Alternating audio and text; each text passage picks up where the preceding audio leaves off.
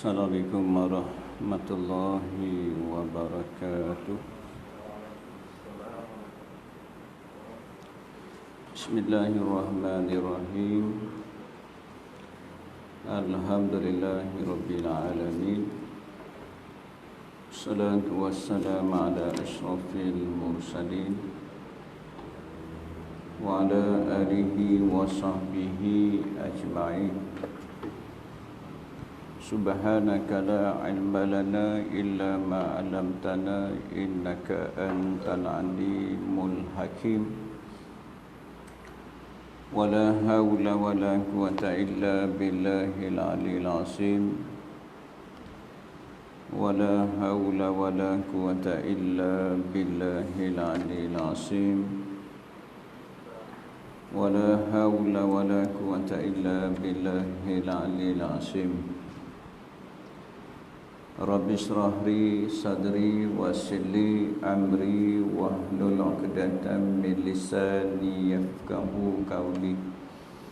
Amma ba'd.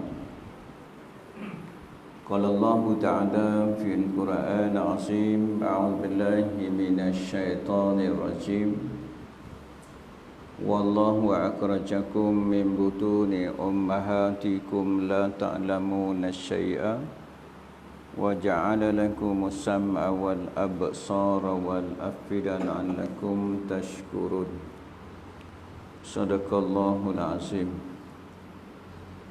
Alhamdulillah, syukur pada Allah Subhanahu wa taala dapat sama-sama kita menunaikan sembahyang maghrib berjemaah. Mudah-mudahan amal ibadat kita diterima oleh Allah Subhanahu wa taala.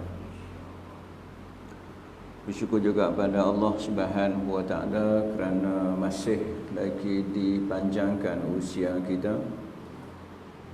Mudah-mudahan dengan panjangnya usia kita dapat sama-sama kita meningkatkan ketakwaan kita kepada Allah, iaitu kita menjunjung segala perintah Allah dan kita meninggalkan segala larangan Allah Subhanahu wa taala. Bersyukur juga pada Allah Subhanahu wa taala kerana memilih kita pada malam ni untuk duduk dalam majlis ilmu. Mudah-mudahan kehadiran kita pada malam ni dicatat oleh malaikat yang telah diamanahkan oleh Allah Subhanahu wa taala sebagai suatu catatan yang mendapat keberkatan daripada Allah Subhanahu wa taala. InsyaAllah malam ni kita sambung pengajian kita dalam kitab Fiqh Manhaji jilid pertama, itu kitab Fiqh Mazhab Imam Syafi'i. Malam ni kita masuk tajuk baru, tajuk mandi. Tajuk baru iaitu mandi, hukum dan jenisnya. Bismillahirrahmanirrahim. Qala musalli rahimallahu ta'ala wa nafa'na bi'ulubihi, amin. Mandi, hukum dan jenisnya. Makna mandi di segi bahasa ialah mengalirkan air ke atas apa saja. Itu segi bahasa, mandi mengalirkan air pada apa sahaja. Maksudnya kita mengalir air lah. Selalunya kita mengalirkan air itu, maksudnya sini ambil air, mengalirkan air pada anggota badan kita. Kita faham kalau mandi ni kita mengalirkan air kepada seluruh badan kita. Selalunya di segi urufnya kalau mandi ni kita ambil air, kita alirkan air tu kepada seluruh badan kita. Yang tu namanya mandi di segi bahasa. Dipahamlah kalau kita kata mandi, alirkan air kepada seluruh badan kita menggunakan air. Hak mandi tu nama air lah. Kalau selain pada mandi, dia tidak, maksudnya kalau tidak menggunakan air tidak dinamakan mandi. Mungkin bertayamun atau sebagainya. Baik. Dari segi syarak, mengalirkan air ke atas badan dengan niat tertentu. Di segi syarak, alir air juga di atas badan dengan niat tertentu lah. Sama ada mandi tu tak ada niat apa-apa, kosonglah yang tu. Yang kedua, niat sunat, dapat pahala sunat. Ataupun yang hak besar sekali ialah mandi mengangkat hadas besar, ataupun mandi yang diwajibkan. Beza tu semua apa-apa pun di atas niat kita. Innamal a'malu binniyat wa likulli imri'in ma nawa. Faman kana hijratuhu ila Allah wa rusulihi fa hijratuhu ila Allah wa rusulihi. Sesungguhnya Nabi sebut setiap amalan tu di atas niat kita lah. Contoh tadi ni kita kita mandi, niat apa? Nak membersihkan tubuh badan kita. Mesti ada tujuan, takkan saja-saja aku mandi. Mesti ada tujuan. Kecuali kalau tujuannya kita mandi tu kerana nak pergi kerja, jadi dapat pahala nak pergi kerja dah lah. Di tujuan kita mandi, tak kira lah pergi kerja ke, pergi apa ke, tujuan kita mandi yang pertama nak membersihkan segala kotoran badan kita. Nak membersihkan kerana apa? Sebab membersih itu tuntutan agama. Kan kita sebut sebelum ni Allah Subhanahu wa taala berfirman dalam surah Al-Baqarah ayat 222. Nah, Allah sebut yang bermaksud sesungguhnya Allah Subhanahu wa taala suka kepada orang yang taubat dan Allah suka kepada orang yang bersih. Allah suka dua. Taubat membersihkan hak rohani. Lepas tu Allah Subhanahu wa taala suka orang yang bertaubat membersihkan rohani, dan Allah Subhanahu wa taala suka kepada orang yang bersih. Jadi Allah sukalah. Jadi tujuan kita mandi kerana nak membersihkan tubuh badan kita. Kerana membersih itu Allah Subhanahu wa taala suka. Jadi dapat pahala tak? Kita buat tu kerana Allah, perbuatan kita buat tu Allah Subhanahu wa taala suka. Lepas tu apabila kita mandi ni, kita nak bersama pula dengan sahabat-sahabat kita suka tak? Yang tu pun Allah sahabat suka. Bayangkan kita, terutamanya kita nak mai semayang tadi ni. Kita di rumah semayang subuh kan, bayang zuhur kan, semayang 5 waktu kan, kita mai nak mandi. Tujuan kita membersihkan badan kita, nak menghilangkan bau-bau yang ada pada badan kita, terutamanya peluh. Bau tak badan kita kalau berpeluh? Berbau bukan hanya kita tak suka, kita pun tak suka berbau tu. Kalau kita duduk sebelah orang yang berbau, suka tak kita? Selalunya kita menyebut mengganggu pada pendengaran. Orang ingat, anak ingat kan, kita main budak-budak ingat kan, ketika nak semayang ganggu dah. Kita akan marah, keluar ni, jangan duduk bising. Kita tak suka. Orang ingat kerana mengganggu telinga kita. Tetapi kadang-kadang mengganggu telinga boleh tahan lagi. Mengganggu hidung boleh tahan tak agak-agak? Hak telinga insya-Allah kita boleh kontrol, boleh tahan lagi kalau orang ingat. Tetapi kalau mengganggu hidung kita, semayang pun tak kosong dah. Tambah-tambah ketika kita semayang, sujud ke, kita duduk macam mana, bau badan, bau ya orang yang sebelah kita tu berbau, makan pula benda-benda yang makruh. Tu Nabi kata orang yang makan bawang jangan hampir ke masjidku. Nabi kata jangan mai ke masjidku. Kerana apa? Mai tu kerana mengganggu orang lain semayang. Tu Nabi kata kalaulah tidak memberatkan umatku, nescaya aku perintahkan bersugi dulu sebelum semayang. Kalaulah tak berat ni, tak berat umatnya, sebab Nabi sayang dekat kita, dia tak mau beratlah kita. Maka aku akan perintahkan bersugi dulu sebelum sembahyang. Tu bagi hak Imam lain, Imam Ahmad bin Hanbal, bersugi, berkumur, masuk air dalam hidung adalah wajib bagi mereka. Kita sunat muakkad ni, bersugi adalah sunat sunat-sunat yang sangat dituntut. Kerana apa? Kita nak menghilangkan bau-bau pada badan kita. Selalunya kepala kita mandi, kita package dengan gosok gigi. Kita buat keseluruhan dengan gosok gigi kita, menyuci badan kita. Nak bagi badan kita hilangkan bau. Dan kita nak bagi badan kita tu segar. Kita banyak faedah-faedahnya. Cuma di atas tujuan niat kita. Tapi kalau tak ada niat apa mandi, jadi mandi tu hanya dapat pahala mandi sahaja. Dapat mandi sahaja. Tapi pahala tak dapat apa. Tu kita sebut tadi ni, Nabi kata innamal a'malu binniyat. Sesungguhnya setiap amalan tu di atas niat kita. Dan balasan mengikut apa yang kita niat.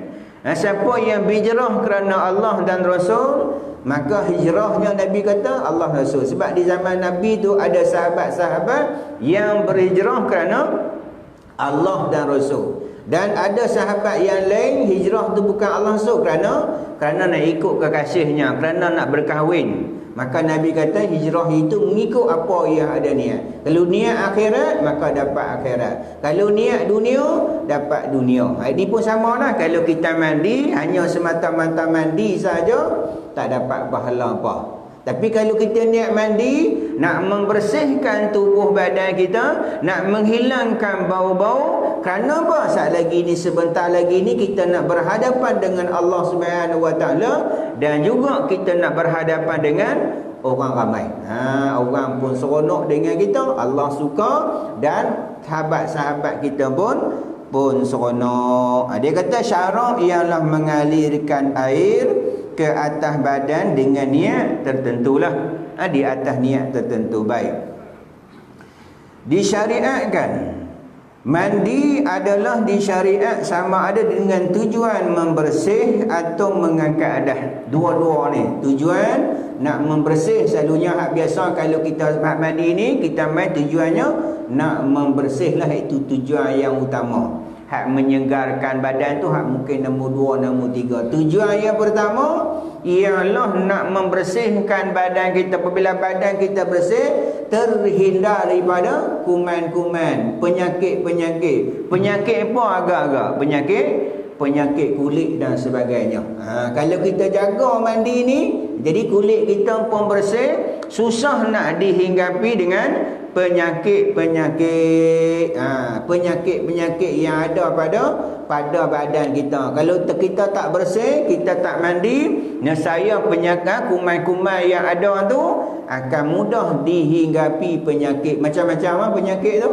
Kudih gatal ke, kuat ke, panau ke dan sebagainya. Kerana apa? Badan kita tu ada kotoran-kotoran. Di atas kotoran-kotoran. Sebab apa? Sebab di atas perbuatan kita memanglah Allah tentu belaka, tapi di sana disuruh kita buat. Dia kata penyakit tu Allah yang bagi, memanglah Allah bagi, tapi di sana hak pencegahan daripada penyakit tu disebabkan apa? Disebab kadang-kadang kita tu Nabi Allah sebut dalam Quran, berlaku kerosakan di atas muka bumi ini disebabkan oleh perbuatan manusia. Zaharul fasadu fil bahri bima kasaban aidin nas, kata Allah. Berlaku kerosakan di atas muka bumi ini disebabkan oleh tangan manusia lah. Sebab kita ni. Itu di atas kadang usaha kita, maka dia sebab perbuatan kita tu, maka berlakulah benda-benda tu. Kita nak kena elak daripada penyakit-penyakit. Nak jaga kebersihan, apa? Kita takut badan kita ni akan terkena penyakit. Selalunya penyakit kulit. Itu disyariatkan dengan tujuan membersih. Tujuan yang pertama untuk membersih segala kotoran. Kalau kita mandi, kalau mandi hadas besar, kena habis kawasan-kawasan yang berlapik pun kita kena meratai, membersih. Termasuk nanti dia akan sebut bahagian-bahagian yang berlapik, terutamanya telinga, bahagian perut, ataupun bahagian satu lagi ialah pusat. Ni kadang-kadang kalau orang tu tak mandi, tak jaga betul-betul, pusat dia pun ada kotoran. Sampai hitam lama dia tak bersuci dalam pusatnya, tak tahulah dia mandi wajib macam mana. Sampai mandi wajib esok kita akan sebut meratai air sehingga ke lubang pusat kita. Nah, ni belum lagi hak celah-celah kuku lagi nak kena bersih.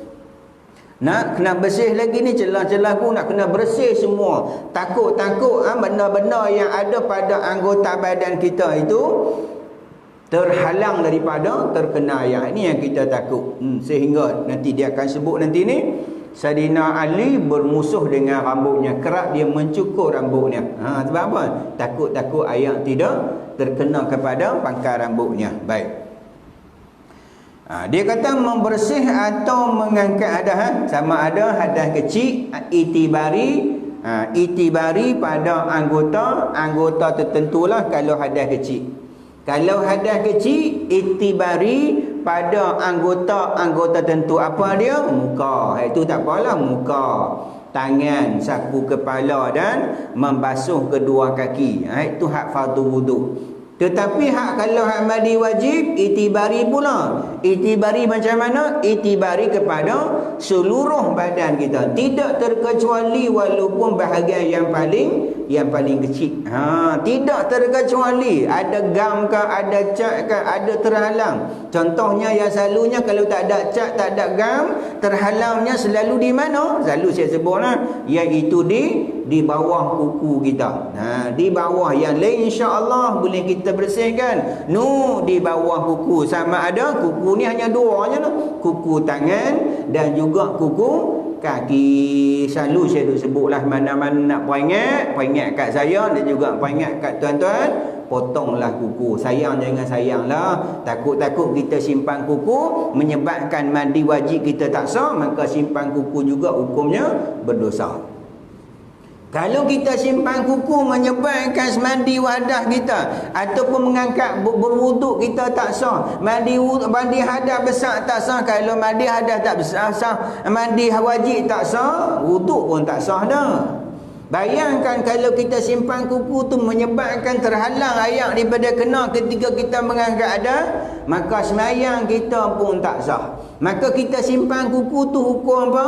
Hukumnya jadi berdosa. Ni kena jagalah. Yang elok-eloknya selalu saya sebut, mana-mana pun potonglah kuku. Potong tu bagi ikut sunnah dah. Selalu saya sebut potong ikut sunnah. Maksudnya kalau kita nampak di atas tu nampak kulit.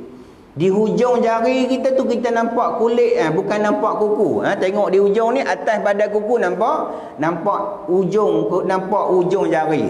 Bukan kita nampak kuku. Selalunya orang tu kuku lebih tinggi daripada isi yang jari dia tu. Kuku duduk atas, isi duduk di bawah. Kita nak kuku tu duduk di bawah, dan isi tu duduk di atas. Apabila kuku di bawah, di sana tidak ada rongga-rongga.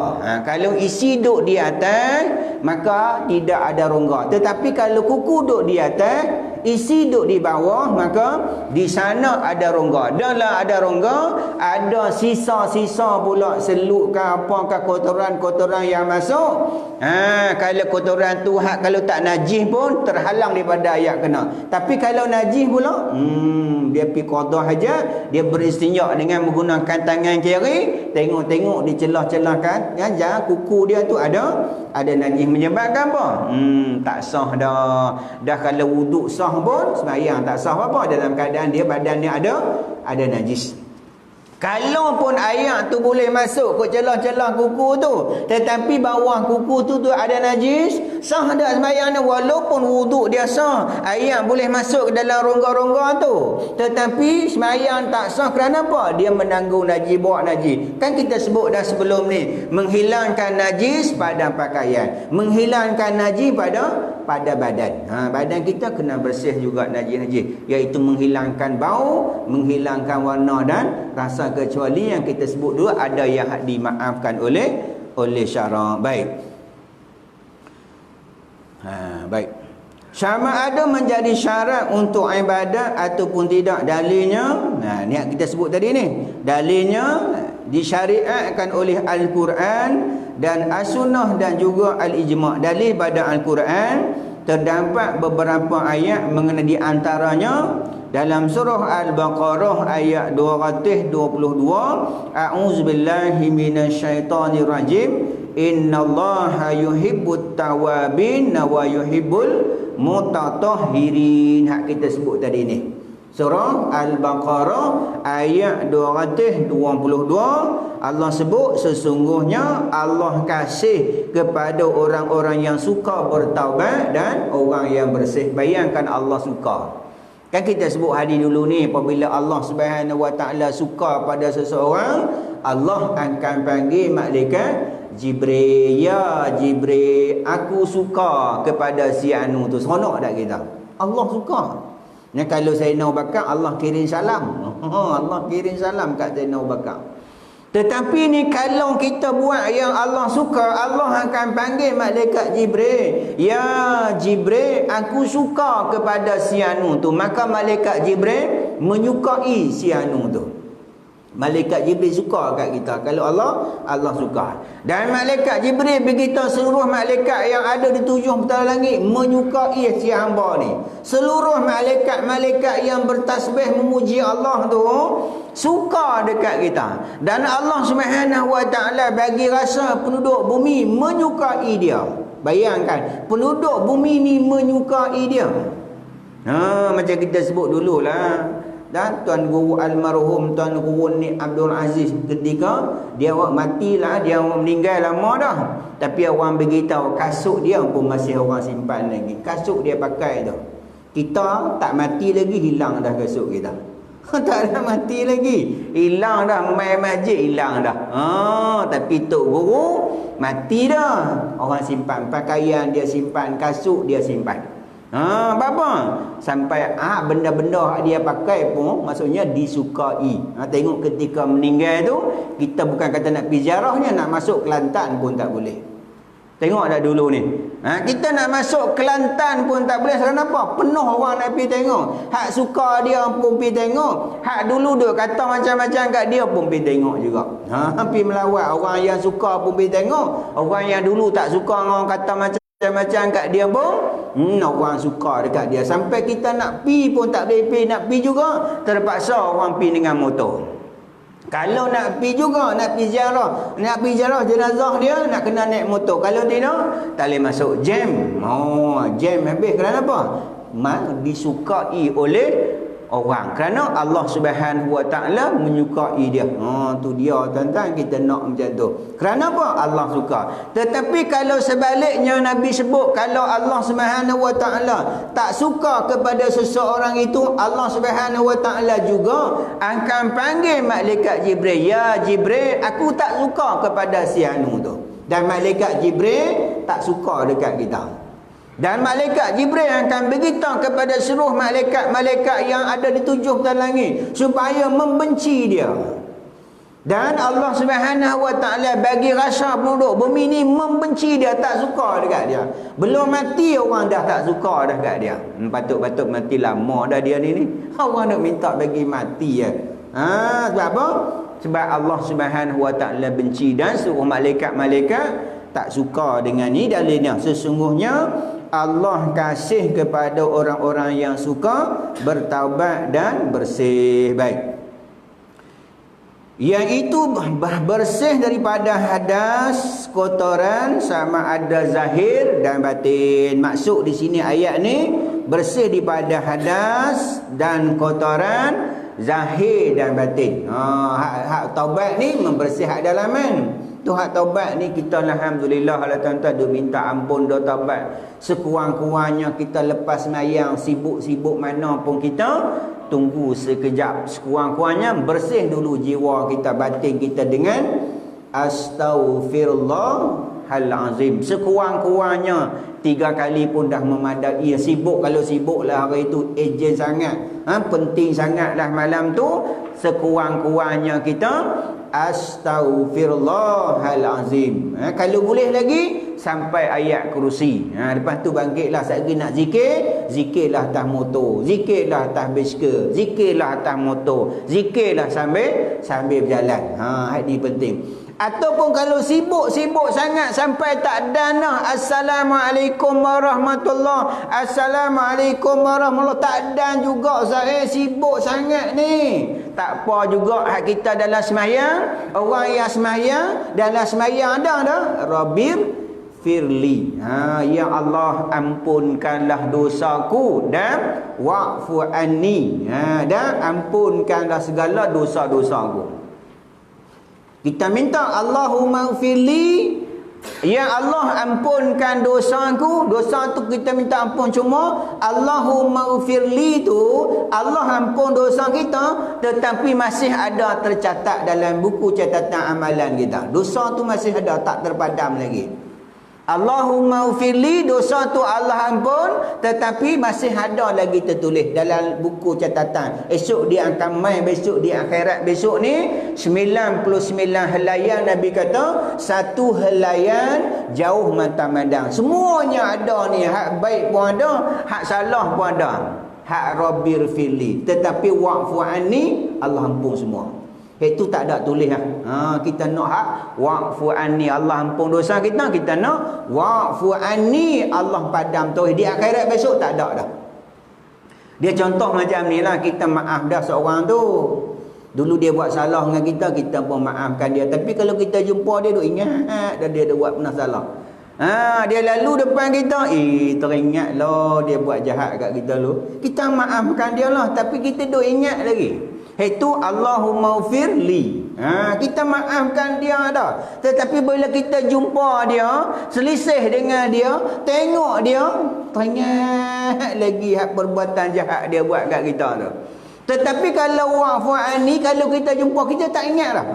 Kita nak macam tu. Kita nak kita jumpa seorang tu yang dulu pernah buat zalim, buat anaya kat kita, kita jumpa ni kita tak ingat apa dah. Kita nak macam tu.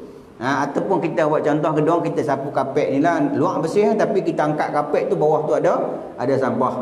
Ini bersama Allah maghfirli lah. Kita nak wa'fu anni, Allah Subhanahu wa taala ampun terus. Maksudnya di akhirat besok ni tak ada baca dah.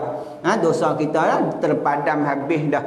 Dosa-dosa kita. Ini kita selalunya kita bertaubatlah pada Allah Subhanahu wa taala dengan taubat sungguh-sungguh. Insya-Allah kalau kita taubat sungguh-sungguh dengan Allah, Allah akan ampun. Cuma ada syarat-syarat dah, ada rukun taubatnya, iaitu menyesal di atas perbuatan kita. Tak perlu tunggu, jangan duk tunggu Ustaz nanti pencen-pencen esok tak taubatlah Ustaz tak mana tak pergi kau taubatlah pun lepas tu dah buat pula Ustaz. Nantilah tua-tua esok taubat, ataupun nantilah pergi Mekah esok taubatlah. Taubatlah nanti buat pula. Tanya dengan kata macam tu. Hak taubat kena segera. Dengan segera. Wasari'u ila maghfiratan, bersegeralah kamu. Taubat sungguh-sungguh dengan Allah, menyesal di atas perbuatan kita, dan kita berazam tak mau buat dah lepas ni. Kalau salah dengan Allah, kita settle hutang kita dengan Allah. Kalau dengan manusia, settle hutang dengan manusia. Kalau lah malam ni kita benar-benar kita buat macam tu, mati malam ni syurga dah kita. Tetapi duduk seminggu buat pula, yang tu lain pula. Itu lain pula. Sebab apa? Sebab syaitan ni dia tak duduk diam. Syaitan dia tak duduk diam. Orang taubat tu lagi sakan. Dia benci sangatlah orang taubat ni. Itulah dia pulun. Dia pulun sampai bila? Dia pulun sampai kita dekat nak mati pun dia akan main kacau kita. Dia kata main esok ni Islam tu betalah tu bukan betul pun. Jenuh kita. Dia main rupa mak kita, main rupa ayah kita, main jumpa rupa tok guru kita, main jumpa ustaz kita ni, saya duk mengajar lu tipu jenuh kita tuan-tuan. Dia akan kacau kita lah. Tapi taubat, teruskan taubat kita bersih zahir dan juga batin. Baik. Dalil daripada As-Sunnah, di sana terdapat banyak hadis yang menyentuh mengenainya. Di antaranya hadis riwayat oleh Bukhari dan Muslim daripada Abu Hurairah radhiyallahu anhu bahawa dia berkata, Rasulullah sallallahu alaihi wasallam telah bersabda, hakun ala kulli muslimin ayaghtasila fi kulli sab'ati ayamin yauma yaghsilu fihi ra'sahu wa jasadahu. Menjadi tanggungjawab Teratas setiap orang Islam untuk mandi sehari dalam 7 hari dan membasuh kepalanya dan tubuh badannya. Ni hak kita dengan Allah, sekurang-kurangnya mandi 1 hari, seminggu 1 hari. Tak berlakulah tempat kita. Ni berlaku tempat-tempat yang orang yang tak ada ayat lah. Sekurang-kurang kita mandi seminggu sekali, iaitu hari Jumaat. Kerana hari Jumaat kita akan berkumpul ramai-ramai. Tapi kita tak berlakulah. Negara kita ni kita habis lekeh pun 3 kali ataupun sekurang-kurangnya sehari mandi. Kalau tak mandi tu bukan kita lah. Kita ni memang banyak ayat. Tapi negara-negara yang tak ada ayat, mereka macam tu tuan-tuan. Tu kadang daripada sahabat, contoh daripada Zubair. Contoh yang kita pernah sebut dulu ni tentang tajuk istinja dengan benda-benda kesat. Tuan-tuan ingat dulu kita mengaji tentang bab istinja dengan benda-benda kesat, batu, dengan kapas benda kesat tu. Maksudnya sahabat-sahabat dulu-dulu ni termasuk juga Nabi beristinja dengan batu. Mereka menganggapkan apa? Ayat tu lebih penting. Depa tak mau guna ayat untuk depa minum. Keperluan minum tu lebih penting daripada menggunakan untuk membasuh najis. Depa kata sayanglah nak guna ayat untuk nak basuh najis. Boleh kaedah lain dengan beristinja. Cuma kita tak biasalah tempat kita. Cuma kadang-kadang hak kaedah beristinja ni dilakukan oleh orang yang bukan Islam. Selalunya orang Cina lah, mereka beristinja dengan tisu. Pelik pula. Mereka pula ikut sunnah. Kita tanya dia kenapa guna tisu. Dia kata, mereka kata geli. Mereka akan guna tisu dulu, lepas tu baru mereka basuh dengan air. Kerana apa? Sebab mereka kata geli. Jadi kita orang Melayu tak geli duk main najis dulu. Duk pegang najis dulu, lepas tu kita pegang bersama dengan ayat lah selalu kita. Tapi yang afdalnya, kalaulah kita kata ayat tak ada, beristinja dengan tisu pun boleh, tak perlu guna ayat dah. Boleh beruduk, boleh semayang dah. Boleh semayang. Cuma kalau beristinja ni dia hanya menghilangkan zat najis, tapi kesannya masih ada. Cuma dia ada syarat-syaratnya. Kita pernah sebut dulu ni. Syaratnya benda yang kita istinja tu dengan benda kesat dan kering, jangan basah. Yang kedua, najis yang keluar tu jangan tunggu sampai kering, dan jangan keluar melebihnya. Kalau dubur tu kuasa dubur saja. Kalau zakat tu najis keluar kuasa zakat, jangan melebihi sampai pampang punggung. Dia ada syarat-syaratnya lah. Jadi kalau kita di tempat kita ni tak biasa benda tu. Sebab apa? Tempat lain tu ayat adalah benda yang utama tu kita kenal. Tiap-tiap orang tu kita kenal keadaan mereka. Tu Allah sebut dalam Quran, sesungguhnya kami jadikan manusia itu lelaki dan perempuan. Kami jadikan mereka bersuku-suku, berpuak-puak supaya li ta'arufu, supaya kita kenal. Kita kena kenal depa. Kenapa? Sebab depa tu tak ada ayat. Nak dapat ayat pun payah. Jadi depa taklah guna ayat ketika nak beristinja. Depa guna beristinja dengan batu, dengan benda-benda kesat yang kita sebut sebelum ni. Kita sebut dah sebelum ni. Baik. Jadi sekurang-kurangnya kalau hak kita dengan Allah, sekurang-kurangnya mandi 1 hari dalam seminggu. Kalau kita dengar gelak kalau kita sini lah. Tapi kita dah biasa habis macam mana pun, sekurang-kurangnya pagi-pagi nak pergi kerja mandi dah, ataupun pagi tak mandi, sat lagi balik malam, sat lagi balik kerja, petang lagi mandi pula sekali, ataupun kadang sejuk nak mandi, dia mandi petang. Mesti sekurang-kurangnya sekali mandi. Ni dah seminggu sekali mandi. Kalau kita pakai takduk sebelah dia, seminggu sekali mandi. Tapi orang sana biasa aja. Kadang-kadang di pagi sampai petang, baju tu mereka pakai. Pagi sampai petang, baju tu yang mereka pakai. Daripada pagi sampai petang. Kita bangkit tidur, tukar baju, pakai baju lain pergi kerja. Balik kerja, tukar pula pakai baju tracksuit pergi jogging. Lepas jogging, mandi tukar pula pakai jubah, pakai baju Melayu kain. Balik lagi agak tidur pakai jubah agak. Tak tidur pakai jubah no. Kalau tidur pakai jubah, bini kata abang ni buang tabiat bah. Tak pernah tidur pakai jubah ni. Dah tukar pula saya lagi ni. Berapa pasal? Tu rumah kita tu sampai orang nasib dah ada orang Jepun kat rumah kita tu. Mesin tu tidak jenuh. gonggang basuh baju. Sehari 4-5 pasang kita tuan-tuan. Tapi kalau belah-belah Arab ni pagi sampai petang baju tu depa dah biasa. Sebab apa? Ayat bagi depa sangat penting. Maksudnya depa nak guna ayat tu maksudnya hal benda-benda yang penting saja. Hak benda yang biasa-biasa tu depa tak gunalah. Tu kata ni hak dia kata menjadi tanggungjawab ke atas setiap orang Islam untuk mandi sehari dalam 7 hari dan membasuh kepala dan tubuh badannya. Riwayat si Imam Muslim disebut sebagai hak Allah, iaitu tanggungjawab yang perlu ditunaikan kepada Allah. Itu hak kita dengan Allah lah. Sekurang-kurangnya seminggu hari apa? Hari Jumaat. Kerana apa? Hari Jumaat itulah kita nak pergi himpun. Bayangkan kalau seminggu tak mandi, nak pergi himpun pula. Pakai satu masjid tu bau macam-macam lah. Bau unta lah, bau kebau lah, bau lembu, kambing dan sebagainya lah kalau tak mandi. Sebab Jumaat tu himpunan orang ramai. Kita juga termasuk pagi-pagi tu dia waktu sunat kita nak mandi Jumaat tu, sunat waktu mandi. Waktunya selepas waktu subuh tu sunat dah. Tapi yang afdalnya dekat-dekat kita nak pergi sembahyang Jumaat tu hak afdal. Tapi awal-awal tu boleh niat dah. Ketika sembahyang subuh tu boleh niat dah. Mandi hari Jumaat. Tapi yang afdalnya dekat-dekat lah. Selalu dekat-dekat. 12 tu niat mandi sunat sunat hari Jumaat. Tu dapat pahala. Dapat pahala. Yang dimaksud dengan tanggungjawab di sini ialah tidak layak ditinggalkan oleh orang Islam, dan ulama telah menafsirkan mandi yang dimaksudkan ialah mandi pada hari Jumaat. Kerana apa?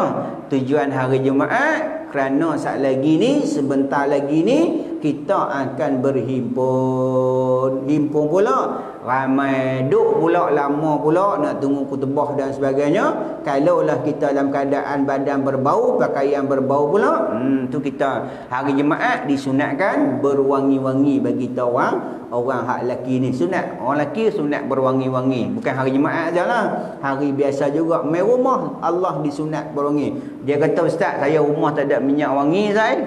Tak, jangan risau. Di masjid berlambak-lambak. Orang sponsor, orang tak tu depan tu nak wangi apa? Semua ada kasturi, semuanya ada. Wangi-wangi. Tapi orang perempuan sunat berwangi-wangi di rumah. Yang main masjid boleh juga wangi, cuma wangi nak tutup badan dia sahaja. Tapi di rumah disunatkan dia berwangi-wangi di hadapan suami. Tapi tukar nak pergi kenori, nak pergi kerja. Tapi bukan sini lah, di Afrika tu. Nak pergi kerja, nak pergi kenuri, wangi, pakai lawa-lawa. Kadang-kadang suami pun tak kenal bini ni. Hang ni bini aku lah. Lawa dia solid, lawa sangat sampai tak kenal. Tapi di rumah baju kelawak pun koyak. Baju kelawak dah kelonggak dah, koyak pula. Koyak habis, bau pula, bau minyak angin macam-macam. Minyak angin, bau macam-macam bau. Bau bawang lah macam-macam. Jadi di rumah berwangi-wangi tu saya sebut selalu. Tu orang perempuan, orang lelaki jarang-jarang di rumah. Kenapa? Di rumah tak menarik. Jadi pakai elok-elok, pakai lawa-lawa di depan rumah, dengan suami kita. Beli hak tali kecil pun tak apa. Untuk suami kita tak jadi nak mengai pun tak jadi mengai. Nak tahan burung pun tak jadi tahan burung. Kenapa? Hak di rumah ikan lebih elok daripada hak di laut tu. Dia tak pergi, kawan dia telefon, jadi tak mengai. Hari ni aku tak jadi mengai. Aku nak mengai siakap di rumah. Dia tak jadi pergi.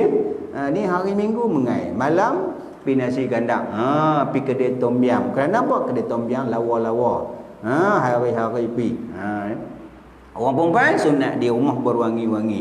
Orang lelaki sunat berwangi-wangi juga mai rumah Allah Subhanahu wa taala. Baik.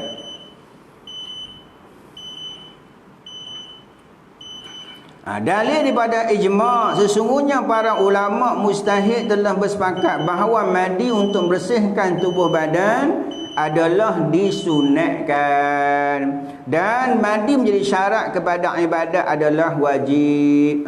Ni ulama kan kita sebut sumber-sumber sumber-sumber yang hak kita ambil 4 sumber lah bagi kita Imam Syafi'i. Hak kita sebut dulu ni iaitu Al-Quran, As-Sunnah dan Al-Ijma' dan juga Al-Qiyas. Ni hak ijma'. Sepakat ulama dia kata mustahid telah bersepakat bahawa mandi untuk bersihkan tubuh badan adalah sunatkan.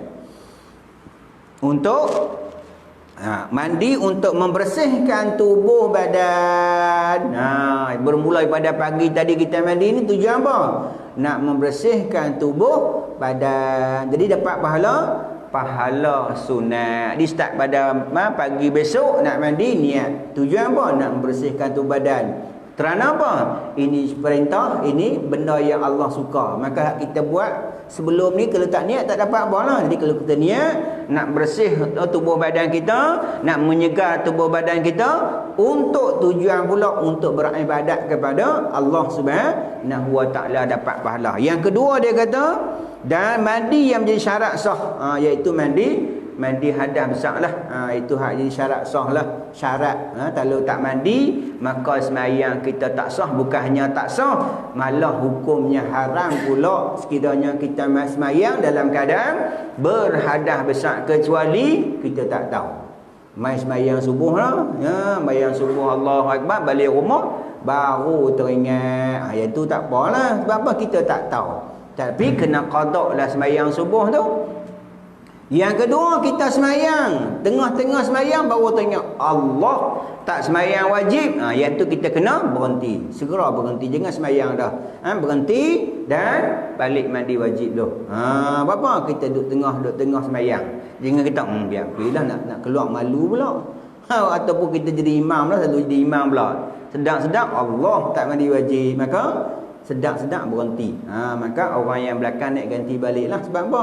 Kalau kita teruskan sembahyang ni, kalau berhenti malu ni, terus sembahyang, hukumnya haram, hukumnya berdosa. Kerana apa? Kita sembahyang dalam keadaan berhadas. Bukan kata hadas besar ni, mandi wajib hadas besar ni. Contohlah kita kata, kita tak tahan dah sakit perut ni. Ada sembahyang ni, sembahyang maghrib sakit perut. Kita pun bagi salam, Assalamualaikum. Pun keluar ketua angin keluar dah. Salam kedua, tak sunat kita bagi salam dah. Tak boleh bagi salam yang kedua dah. Kenapa? Kita berhadas. Bukan hadas besar, hadas kecil. Kerana hak bagi salam kedua tu adalah sunat je. Sebab sedangkan kita berada dalam keadaan hadas kecil. Buk tu bangkit berhenti dah. Tak payah bagi salam kedua dah. Salam pertama, kerana salam pertama adalah wajib hukum, salam kedua adalah sunat. Walaupun sunat, tetapi kita berhadas, tak perlu bagi salam dah. Jangan bagi salam pula. Hukumnya tak boleh. Hukumnya berdosa. Kerana apa? Kita berada dalam keadaan hadas, tambah lagi hadas besar lagi-lagilah. Tahu kita berhadas besar, cepat-cepat kita berhenti.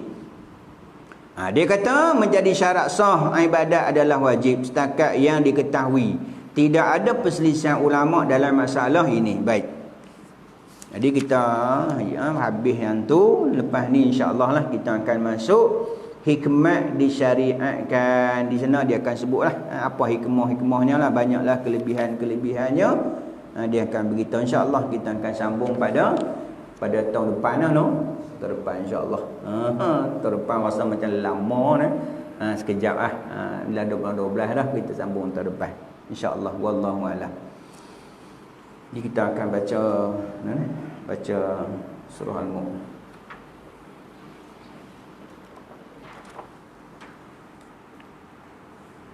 Baca sekali. A'udzu billahi minasy syaithanir rajim. Bismillahirrahmanirrahim. Tabarakalladzi biyadihil mulku wa huwa ala kulli syai'in qadir. Alladzi khalaqal mauta wal hayata liyabluwakum ayyukum ahsanu amala wa huwal azizul ghafur.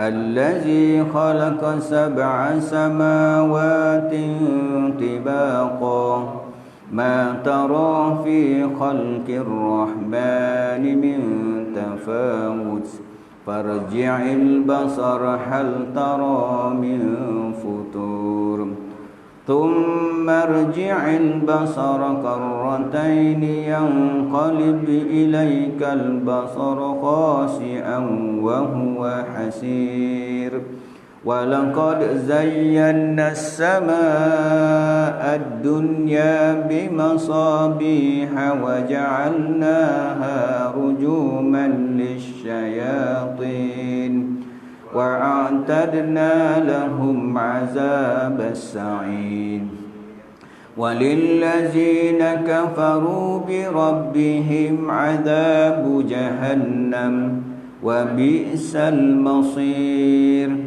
إذا ألقوا فيها سمعوا لها شهيقا وهي تفور تكاد تميز من الغيظ كلما ألقي فيها فوج سألهم خزنتها ألم يأتكم نذير قالوا بلى قد جاءنا نذير فكذبنا وقلنا ما نزل الله من شيء إن أنتم إلا في ضلال كبير وقالوا لو كنا نسمع أو نعقل ما كنا في أصحاب السعير فاعترفوا بذنبهم فسحقا لأصحاب السعير إن الذين يخشون ربهم بالغيب لهم مغفرة وأجر كبير وأسروا قولكم أو اجهروا به إنه عليم بذات الصدور ألا يعلم من خلق وهو اللطيف الخبير هو الذي جعل لكم الأرض ذلولا فامشوا في مناكبها وكلوا من رزقه وإليه النشور أأمنتم من في السماء أن يسفئ بكم الأرض فإذا هي تمور أم أمنتم من في السماء أن يرسل عليكم حاصبا فستعلمون كيف نذير ولقد كذب الذين من قبلهم فكيف كان نكير أولم يروا إلى الطير فوقهم صافات ويقبض ما يمسكهن إلا الرحمن إنه بكل شيء بصير أمن هذا الذي هو جند لكم ينصركم من دون الرحمن إن الكافرون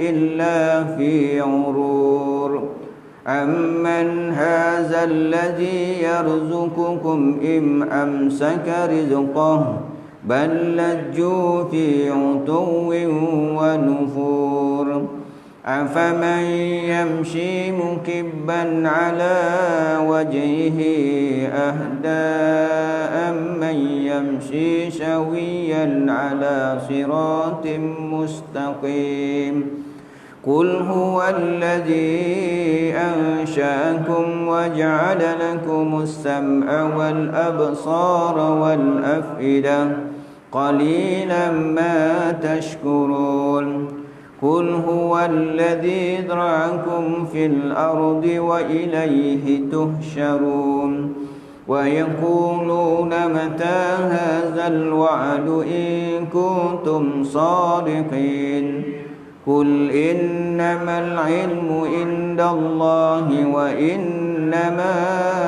أنا نذير مبين فلما رأوا زلفة سيئت وجوه الذين كفروا وقيل هذا الذي كنتم به تدعون قل أرأيتم إن أهلكني الله ومن معي أو رحمنا فمن يجير الكافرين من عذاب أليم قل هو الرحمن آمنا به وعليه توكلنا فستعلمون من هو في ضلال مبين قل أرأيتم إن أصبح ماؤكم غيرا فمن يأتيكم بماء معين صدق الله العظيم بسم الله الرحمن الرحيم الحمد لله رب العالمين والصلاة والسلام على أشرف المرسلين وعلى آله وصحبه أجمعين اللهم فقهنا في الدين وعلمنا تأويل واهدنا إلى صراطك المستقيم اللهم أغننا بالعلم وزينا بالحلم وأكرمنا بالتقوى وجملنا بالعافية ربنا آتنا في الدنيا حسنة وفي الآخرة حسنة وقنا عذاب النار وصلى الله على سيدنا محمد خاتم الأنبياء المرسلين وعلى آله وصحبه أجمعين سبحان ربك رب العزة عما يصفون وسلام سليم والحمد لله رب العالمين سبحان بالله التوفيق وهداية السلام عليكم ورحمة الله وبركاته